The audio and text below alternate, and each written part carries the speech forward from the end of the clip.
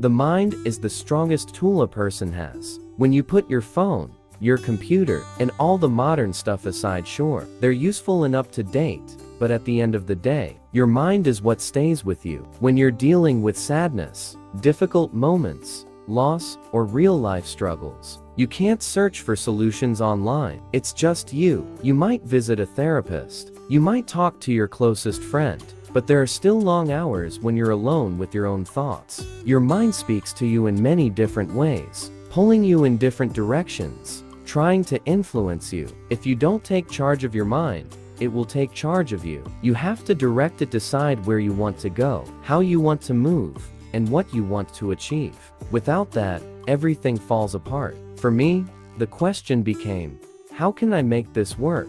The only thing I understood back then was hard work. That's what I always heard, you must work hard. I used to struggle just to understand a paragraph. I'd read it, still not understand, read again, still stuck. So I started writing it out, then writing it again, and again. Eventually, it clicked. I couldn't swim, my body didn't float. I went back again, failed, went back again, tried again and again, until finally I learned. I realized that if I kept returning and refusing to quit, my mind would eventually accept that we were going to figure it out. Not, let me try one more time, but the alarm goes off, back to work. If I couldn't read well, I went back. If I couldn't swim, I went back. I never gave myself an escape option. And eventually, my mind understood. We're adapting. We're overcoming, because stopping is not an option. Like a lot of people explain, when you force things, your mind senses it immediately. It knows when you're pretending, when you're faking strength, when there's no honesty beneath what you're doing. Back when I was going through Navy SEAL training, people used to ask, how could you possibly stay in that program for 18 months? It's only supposed to last 6. How did you survive 3 separate hell weeks in 1 year? No one has ever done that.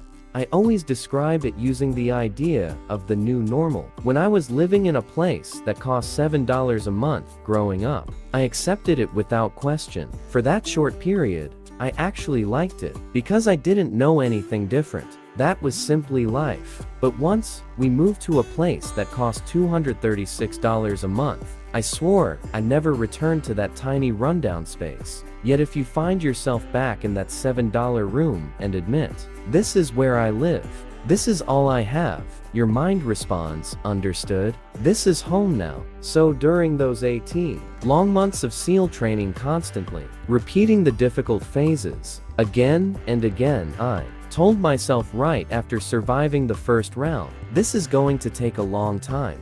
My body was falling apart. Everything hurt. The process was brutal. But I said to myself, this is my new normal. And my mind accepted it, just like someone accepts putting on a suit and tie for work every day. For me, work became walking straight into hardship, daily pain, constant exhaustion, feet wrapped in duct tape, stress fractures, shin splints, everything breaking down. That became routine. Eventually, my mind adapted.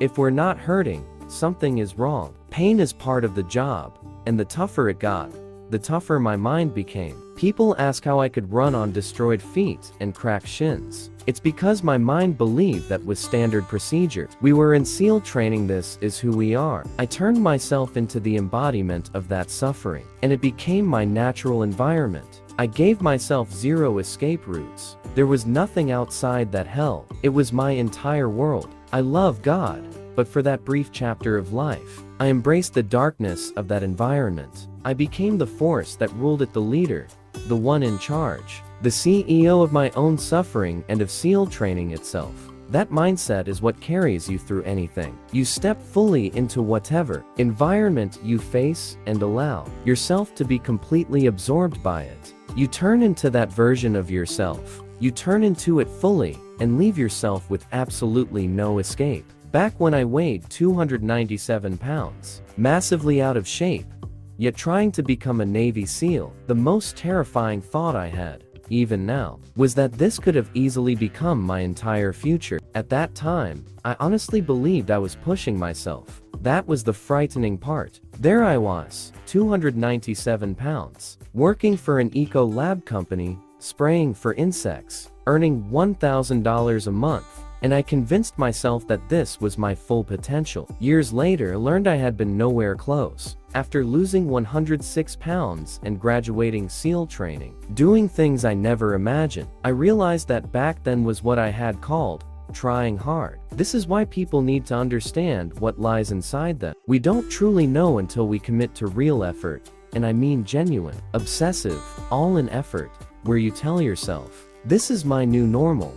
That new normal isn't always enjoyable. It's not supposed to be. That's when you know you're pushing at a high level. People hear my past and assume I enjoy suffering. But what I actually learned was how the brain functions. I discovered how the mind can be shaped. I was once a frightened kid, and ironically, that fear became my greatest strength. I had no base to stand on. So everything I built came from studying myself and experimenting with my own limits. The mental feeling that grows from that is almost a sense of invulnerability, not because you can do everything at any moment, but because when the moment demands it, you can go to a state of mind where you survive.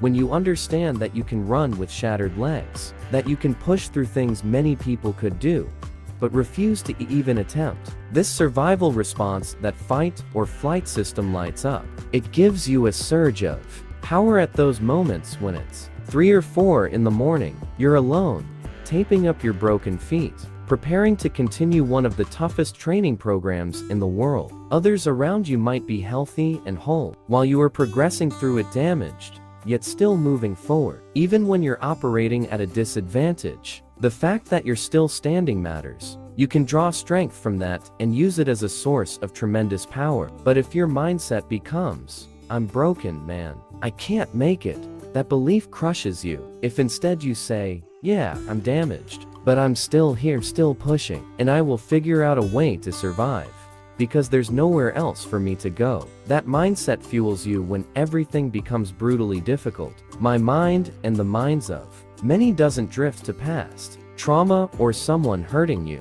Your brain focuses on the moment. We're out here. This is painful. This is terrible. We need to move. We need to push. So anger disappears during true suffering because the mind is just saying, we've got to keep going. You don't get that emotional burst of wanting to prove others wrong. No, the drive has to come from something far deeper. And when I say deeper, I mean down to the level of raw earth. That mineral layer where nothing burns. Dirt doesn't burn. Your drive has to come from that depth, from something within you that sits at the absolute core of who you are. And you don't uncover that unless you invest real time in figuring out who you want to become. I can't hand that to you. Nobody can hand it to another person. When you finally discover your own passion, and for me, that passion was becoming a Navy SEAL or serving in any branch. I didn't care, I just knew I wanted to serve my country. I wanted to become someone I could respect. I wanted to look into the mirror without feeling ashamed. That accountability mirror I always talk about, I stared at it every day, disappointed by what I saw. I wanted the world to love David Goggins, and many people actually did, but I didn't love myself.